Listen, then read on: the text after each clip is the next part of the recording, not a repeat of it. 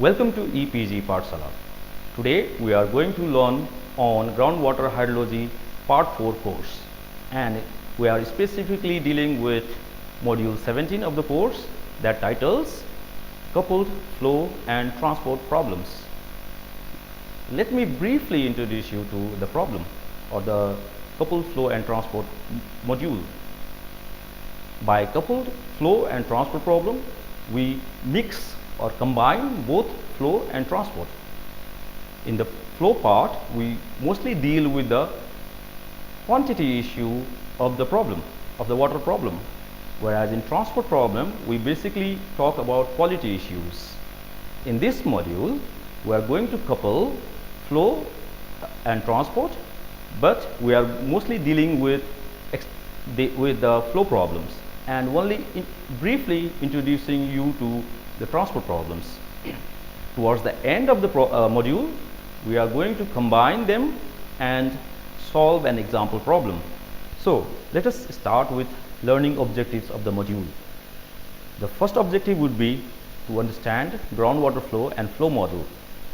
Then we will focus our work on factors and processes that affects mass transport. Subsequently, we will move to derivation of transport models, and finally we will solve transport problems. Let us begin with the aquifer, the model aquifer, so as to say. And the model aquifer is actually called a representative control volume. Why this is required? Because aquifers are mostly very extensive, but their property changes in a very small scale, and this can be seen in the figure on the right. As you can see, their property is changing in each layer, and they are changing in a very small scale. When I impose a small unit into it, you can already see the changes in the properties. So a model aquifer has to be small, but it should not be very small or smaller than the pore size. Whereas the basic principle, groundwater hydrology principle, that is Darcy law, has to be valid in this RCV.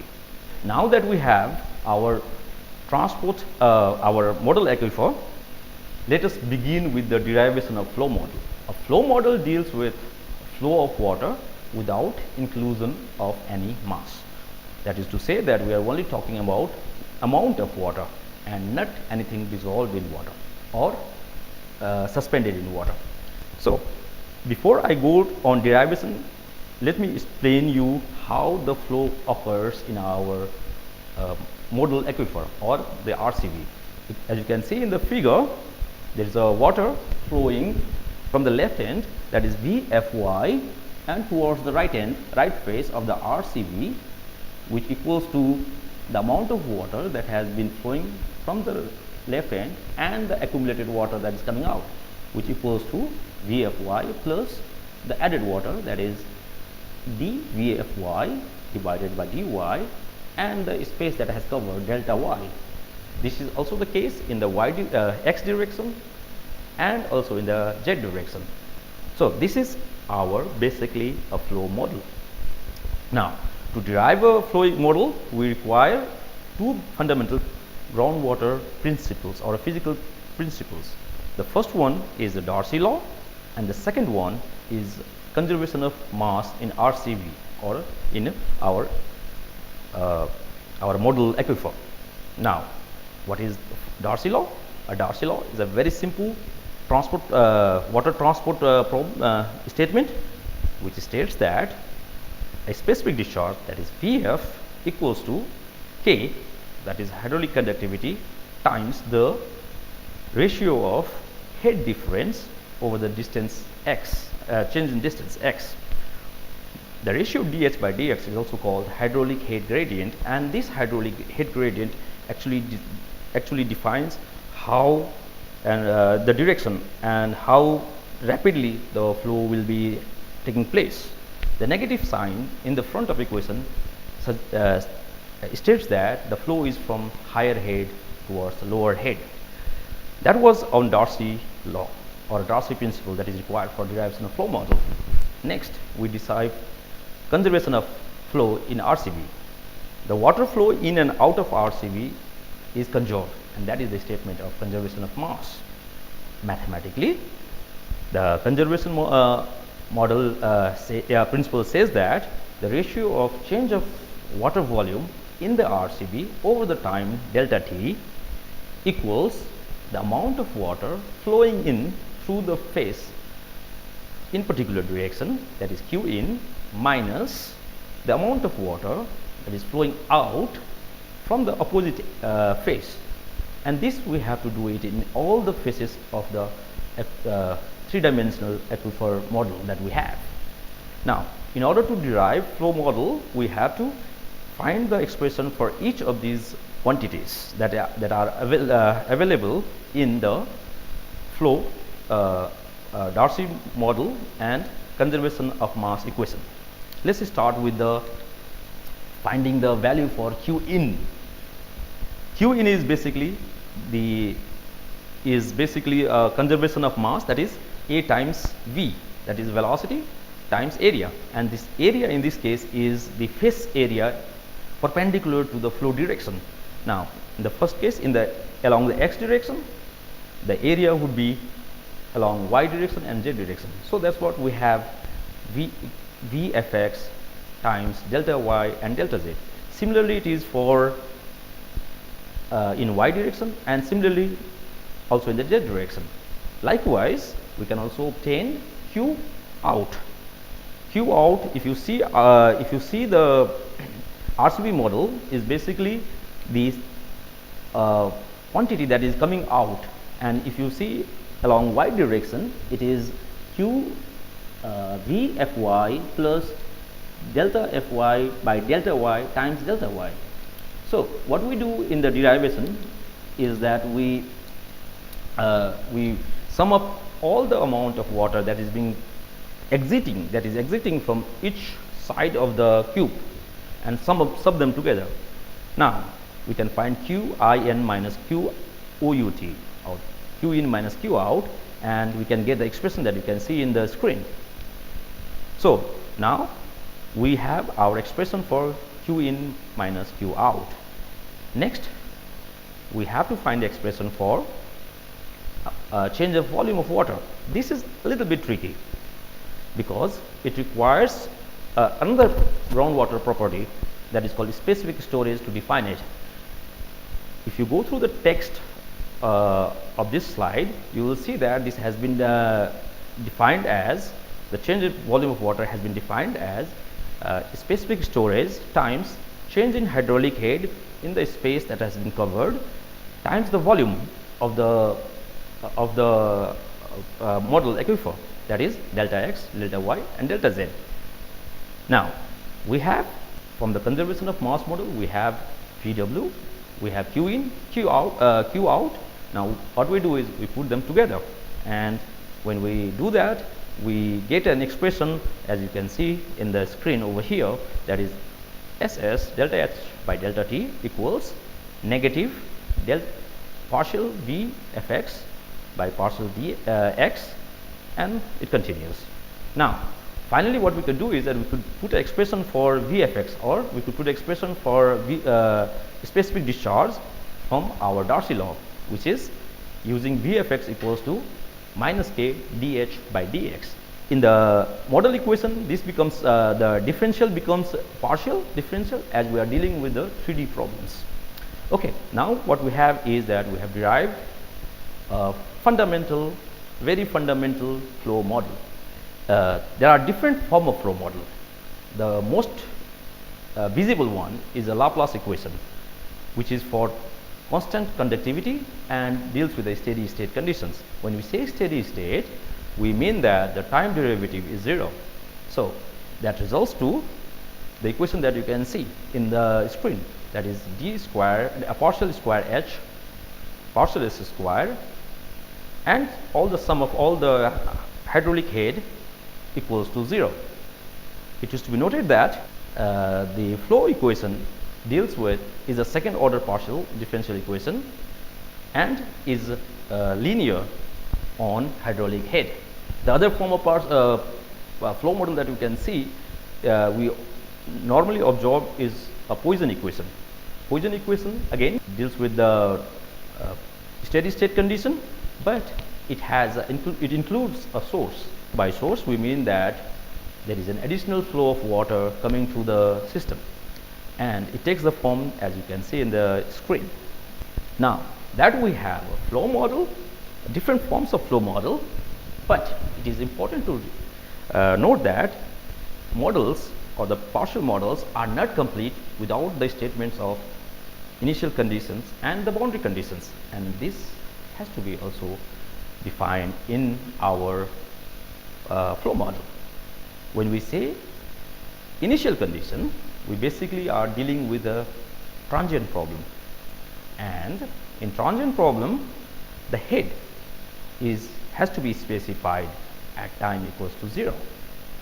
Okay, when we deal with constant steady state problems, boundary conditions has to be defined, and in groundwater flow problems there are 3 types of boundary conditions.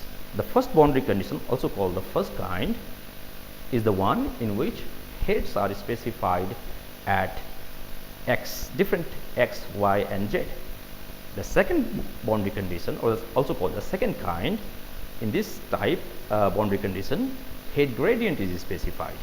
That is, in dh by dx or dh by dy is specified. Now this is a very special boundary condition, because this boundary condition is also used to define the no flow boundary condition, and this can be done specifically by making dh by dx or the gradient equal to 0. If there is no gradient, there is no flow, and this specifies the no flow condition, or a water not flowing or passing the boundary. Then there is a third type of boundary condition, also called the third kind. This boundary condition combines the first kind of boundary condition and the second type boundary condition. Mostly that our problems, general problems, we deal with second type boundary condition and first kind boundary condition and the second type boundary condition, and in a very special cases only we deal with the third kind of boundary conditions. Okay, now that we have completed our flow model, we will swiftly move to the transport problem.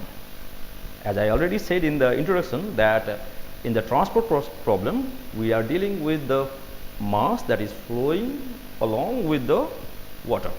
So before we start developing the model, we will start with the processes that affect the mass transport, or the processes that has to be put into the transport model. And there are 3 specific processes that has to be put or considered. The first one is called advection. Advection is the transport of mass with the movement of moving medium. That is, water is thoroughly being moved along the flow.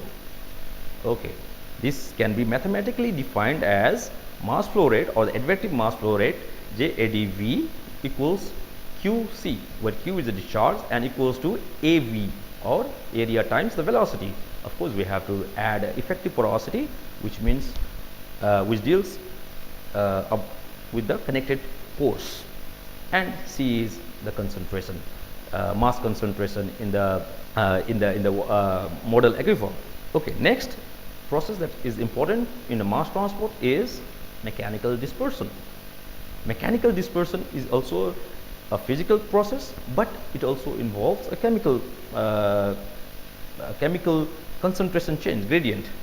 So it is basically a physiochemical process, and this is mathematically described by the mass flow, dispersive mass flow, equals to a constant called dmech, which has a unit of which has a dimension of L square by T, and times the area and the concentration gradient, delta C by delta L. Of course, this has to again be connected with the connected pores, and that is quantified by effective porosity, that is Ne. The third process that affects mass transport is diffusion. Diffusion is entirely a chemical process. It is a concentration gradient related spread of mass, and it is mathematically defined by diff J diff, or a mass flow, diffusive mass flow, equals a diffusive constant times area times concentration gradient. In practice, we combine diffusion and dispersion processes, and we generally come up with the third mass flow rate, that is called hydrodynamics mass flow rate, or that is being abbreviated over here as JDISH, H. Now that we know the process of that affects the mass flow and mass transport, let us try to derive a transport model. The transport model is derived in analogous to flow model. RCV is again used, and we have same two analogous main principles used in its derivation. Before I go on the principles, let me just show you the difference between the flow and the mass problem in our transport model, in our model aquifer. When we, as in the flow, we dealt with the discharge in. Here we are dealing with the mass flow in, and then we are collecting the mass flow that is going out, just as we did in the flow. This is also done in all the three directions, and instead of quantity of water, we are dealing with amount of substance over here. So let's start now with the derivation. The conservative equation for the mass transport is that the change in mass over the time t in the model aquifer equals the mass flow rate in the inlet minus the mass flow rate at the outlet. Now, to derive this mass transport model, we'll have to come up with the expression for each of these terms that is in the conservation equation, as we also did in the flow model derivation. Let's start with expression for delta M, or change in mass in the aquifer, model aquifer. This is simply volume, the volume of the model aquifer, or the volume of the RCV, times the change in concentration. Of course, it has to be multiplied by the effective porosity, because that is where the water is flowing. So this can be simplified as Ne delta X delta Y M. Here M is the thickness of the aquifer. We have used instead of delta Z for simplicity, and delta C. Now we have delta M. Next we will find the expression for mass flux, which is mass flow rate divided by the facing area. That is, in the x direction, it is simply Zx M, which is thickness of the aquifer, times the width of the aquifer, delta Y. Also, we can do it also in the other spatial direction. That is, we can find the inlet Jy times the facing area, that is M times delta X. In this transport model, we are only dealing with we only considering two spatial directions because for the simplicity. Now we have J in. Let us try to find J out. J out is again small z, that is a mass flux in the outward phase, is again mass flow rate coming out of the aquifer or the model aquifer divided by the facing area, and this can be obtained as you can see in the screen, or also you can see in the figure that we showed you in a couple of slides back. Now, as the expression requires that we need to find the difference between J in and J out, we do it over here, and we see that we get the expression that is in your screen. Please note that Jx has been defined as the advective mass flux plus dispersive mass flux plus diffusive mass flux, and we have combined dispersive mass flux and diffusive mass flux. So Jx, or the in x direction, or the mass flux in x direction, is sum of advective mass flux plus hydrodynamic mass flux. When we insert all the values of J in, J out and delta M, we obtain our fundamental transport model that you can see in the screen. If you want to see a more detailed derivation, a detailed stepwise derivation with explanation, you should see the text that comes up with this presentation. The model that you see in the screen is also called advective dispersion model or AD model. Please note that we are not dealing with chemicals or a mass going through chemical transformation. We're just talking here about mass that is being transported and not being chemically affected. This is sometimes also called a conservative mass model or conservative transport model. Now that we have a model, just as we had in a flow problem, we also have to define the conditions, the initial conditions and the boundary conditions to complete the transport model. As we said, in a flow model, IC or an initial condition deals with the non-steady problem or the transient problem, and in this case, concentration instead of head that was in the flow problem at this time equals to 0, or at the start of the simulation or a start period of the analysis has to be specified. When we are dealing with the steady state problem, instead of initial condition, we need to define boundary conditions. So for the boundary condition, analogous to the flow model, we have 3 boundary conditions.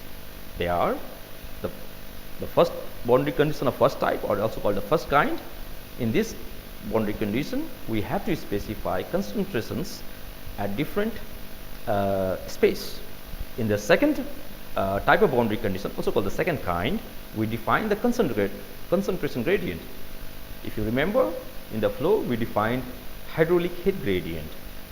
Like in the flow model, in the transport model, we can specify the dc by dx, or the gradient is also used or can be used to specify no flow, no mass transport condition. In that case, we equate dc by dx, or the concentration gradient, equals to 0. Lastly, we have a BC, or a boundary condition of third kind, which combines a boundary condition of first kind and a boundary condition of second kind. Of course, the boundary condition of third kind is definitely a more complex one and is mostly used in special cases. Normally, we use boundary condition type 2 and boundary condition type 1, or first kind, and boundary condition of second kind. Now we have completely derived our flow model and we have derived our transport model. It is time that we try to solve these problems. It is to be noted that the transport problem also includes the flow. The flow mechanism is also included in transport problem. So when these kind of problems are solved, these are all mostly solved as a coupled problem, in which first the flow problem is solved and the head in the aquifer is obtained. Once the heads are obtained, the velocity fields are obtained, and then these velocity fields are used in the transport problems. Specifically, the coupled problem, and I would rather focus on transport problem over here, they are solved by 2 different approaches. They are analytical approach. In this analytical approach, exact solution, but mostly for simple problems and simple initial conditions and boundary conditions are obtained. Analytical approach can be a very simple one-line equation, but they are mostly not very practically useful, because the practical condition, as we saw in RCB, when we defined RCB, is very complex. Now, to overcome the problems of analytical approach, we solve the problem numerically, or sometimes we call it a numerical approach. In numerical approach, we get an approximate solution of the problems, and computers are used to solve this problem. This approach can have a very complex boundary condition, combination of different types of boundary conditions, different types of geometry, and they can be solved. However, it requires powerful computers. Different approaches are also available to solve problem numerically. Finite difference method, FDM, which is very widely used in groundwater flow problem, is more common in flow and transport problem. Finite element method is other method that are also used, and there are many more approaches, numerical approaches, that are being used that to solve the flow and transfer problem. In between analytical approach and numerical approach, we also have the third approach. Sometimes we call it a semi-analytical approach, which combines some form of numerical approach. And these are also very useful because this becomes an easier alternative to numerical approach. But in this module, we are not going to deal too much about or we're not going to do anything about numerical approach because they are of more higher level courses. I will show you next few I'll show you at least one solution of the transfer problem. Let us begin with a transfer problem, a very simple transfer problem, which is dc by dt equals to dispersion dc square by dx square minus p dc by dx, and we have a initial condition that at any x at t equals to 0 the concentration is C0, and we have a boundary condition that C, the concentration at any time at the start of the domain or at x equals to 0 is equals to C in, and C at x equals to infinite at a very far away from the inlet at any time equals to 0. So here we are considering the aquifer to be infinitely long, which makes sense because we know that aquifers can be very extensive. Now, the solution of this problem is given by Ogata and Banks, 1961, and the solution is put into your screen. Basically, as I said, that the analytical solution is a simple equation, and that is what you are seeing in the screen. The only thing new thing that may be for you is the ERFC, which is called the complementary error function. This is an integral function, the value of which can be found tabulated. Now, how do we interpret this solution? How do we interpret the problem? This can be mostly done by simulating different scenarios, and that is what is seen in the next slide. The solution can be interpreted by plotting the results obtained by varying. For example, we vary lot of many length of the aquifer, we vary the inlet, we vary the velocity field, or we vary different inlet concentration. And what you can see in the screen already is that if I am varying this in different quantities, you can see that using Ogata and Bank solution, the steady state condition is reached at t equals to 5 hours. You can have these simulations and the mathematical codes, the codes that is used to develop this plot, and several others in my website http://github.com /Pravas UGC transport. There are many more details of these, many more examples of a transfer problems are presented. I specifically encourage you to go through those problems and try to simulate these problems and check the results. Please note that the solution, the flow and transfer problem solution may look vague if you don't visualize it. It is more clearly observable when you put it into a plot. And this is the reason why I have developed this website. Towards the end, let us summarize the things that we have learned today in this module. I'll put upon you 4 specific statements. The first one, we have learned to systematically tackle the coupled flow and transport problem. Second point, we have learned about the different processes that affect flow and transport problems. The third point, we have learned about how to derive a problem or a governing equation for the flow and transfer problem and formulate it together with the initial and boundary conditions. Finally, we have learned how to solve simple flow and transfer problem using analytical approach and visualizing them. I am sure that you have learned a lot already to get started with the more complex flow and transport problems. Thank you.